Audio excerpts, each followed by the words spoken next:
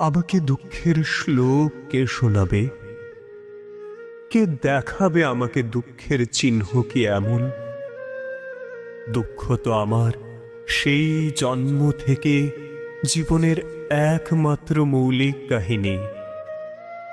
আমার শৈশব বলে কিছু নেই, আমার কৈশোর বলে কিছু নেই। আছে শুধু বিষাদের গহীন বিস্তার।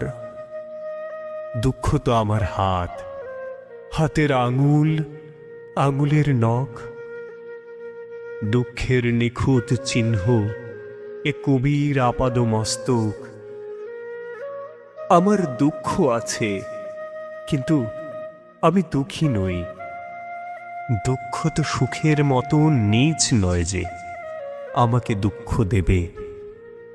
আমার এক একটি দুঃখ এক একটি দেশলাই কাঠির মতন।